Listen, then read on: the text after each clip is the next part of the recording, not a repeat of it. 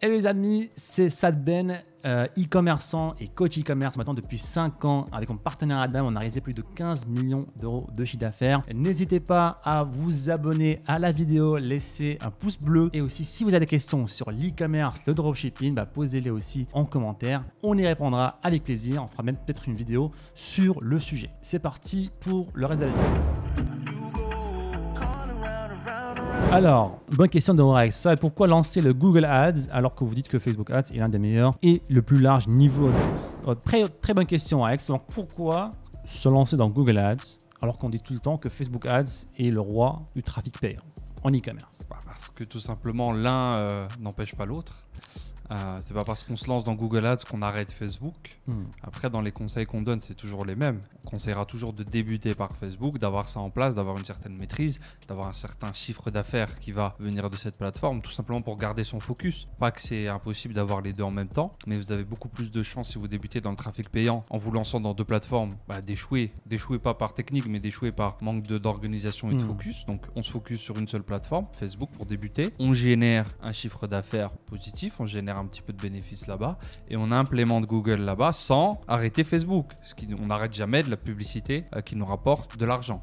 Donc voilà, c'est ça qu'il faut voir. Et à la fin, en fait, tous ces canaux entrent en symbiose. En fait, ils travaillent tous ensemble avec pour but de faire grandir votre marque et générer des ventes. Donc quand on vous dit lancez-vous sur Facebook en premier, ça ne veut pas dire ne vous lancez jamais sur les autres plateformes. C'est juste que quand on s'adresse globalement à une audience de débutants ou de jeunes intermédiaires, l'une des erreurs qu'on voit très très souvent, c'est j'ai lancé Facebook, Google, Pinterest, Snapchat en même temps. Donc, il faut apprendre 4 plateformes, il faut apprendre à optimiser les 4, il faut faire 4 créatives différentes, il faut analyser les résultats 4 fois, il faut peut-être 4 plus de budget. C'est une autoroute vers le burn-out du jeune entrepreneur qui mentalement n'est pas prêt non plus à prendre des échecs. C'est ça, en fait, le but final, c'est de devenir multi-channel. D'accord, il faut avoir sa boutique qui a plusieurs channels d'acquisition de trafic qui ramènent vers notre boutique. Mais comme tu as dit que pour les débutants, on vous conseille de commencer avec Facebook Ads. Et c'est pour ça qu'on s'est retenu énormément avant de parler de Google Ads. Même aujourd'hui, dans nos élèves, certains élèves qui nous rejoignent récemment, alors il est où Google Ads? Je veux commencer dans Google Ads? Non, il faut commencer par Facebook Ads. Mais aujourd'hui, on a tellement reçu de messages que voilà, on s'est dit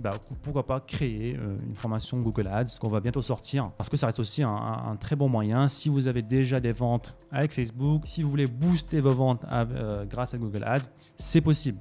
Parce qu'en fait, vous allez voir que Google Ads va beaucoup bénéficier du trafic qui vient de Facebook en faisant par exemple du reciblage, en ayant les premières data, on va dire, les premières ventes qui vont être attribuées aussi à Google, parce que voilà, Google il est encore plus puissant que Facebook en termes de tracking, en termes de data. Google, voilà, c'est Internet littéralement. Google, c'est le moteur de recherche le plus puissant au monde, le plus grand au monde. Les deux sites les plus visités au monde, c'est Google et YouTube. Donc Google, c'est beaucoup plus de choses, même si voilà, on pense que Facebook il a un petit peu la mauvaise réputation sur les médias, mais Google a beaucoup plus de data que Facebook tout simplement. Donc forcément, pour nous en tant que marketeurs, ça peut être un très très bon outil pour booster ses ventes et même pour certaines niches faire de très très belles choses. Donc voilà, et aussi il y a aussi une approche différente un petit peu de Google Ads et Facebook Ads. Il y a une petite approche différente par exemple par rapport aux produits qu'on va vendre en fait. Par exemple, les produits qu'on va vendre sur Facebook, ce sont plus des produits avec un effet wow, avec des produits uniques on va dire, alors que sur Google Ads, on peut chercher du trafic. On peut vendre des balais. C'est ça, on peut vendre des aspirateurs, on peut vendre des canapés, donc c'est des produits qui sont un petit peu différents de Facebook. Donc lorsqu'on est débutant, on va se dire tiens, moi je vends ça, comment je peux vendre ça aussi sur Google? Il y a une approche un tout petit peu différente et encore une fois, en tant que débutant, une marche, une étape à la fois et c'est comme ça qu'on construit un empire tout simplement. Et ouais, c'est donc le truc que je voulais aussi en parler, donc la différence entre Facebook et Google Ads, c'est que Facebook, on parle beaucoup de marketing d'interruption. Ça veut dire que vous êtes en train de naviguer sur votre mur Facebook, vous voulez voir des vidéos de chats et là j'apparais la vidéo de ma publicité, donc mes produits e-commerce apparaissent sur votre mur Facebook. Vous n'avez pas l'intention d'acheter et là j'ai interrompu votre navigation sur le réseau, sur Facebook, et là vous vous retrouvez à acheter un produit e-commerce. Or avec Google Ads, c'est marketing for intention. Alors, je ne sais pas comment on pourra le traduire, mais c'est les clients qui viennent vers vous en gros. C'est les clients qui cherchent le produit, donc c'est les clients qui viennent vers vous. Ça a ses avantages et des inconvénients. Les avantages, c'est que vous allez arriver à vendre plus facilement parce que c'est la personne qui vient vers vous, donc vous proposez la solution à son besoin, vous répondez à une demande, mais forcément cette demande est beaucoup moins grande, hein, parce que là, les gens qui cherchent un aspirateur sans fil, etc., il n'y en a pas des millions, quoi.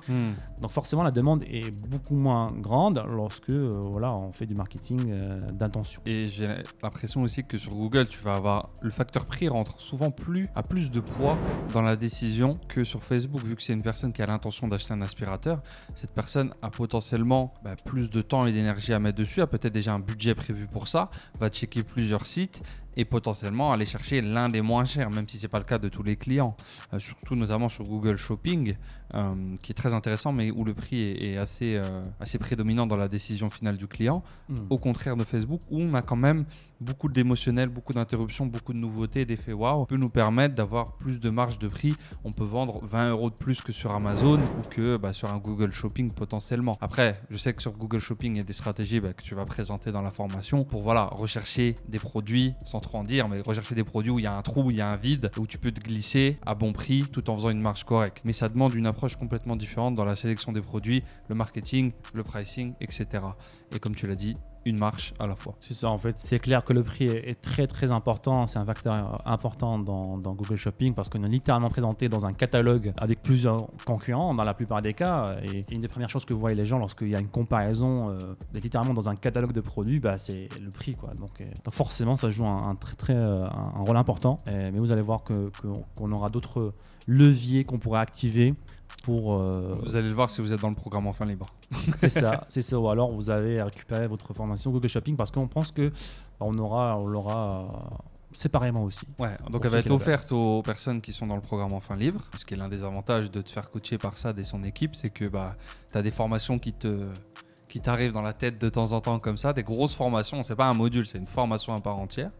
Et le grand public, c'est une formation qui sera vendue.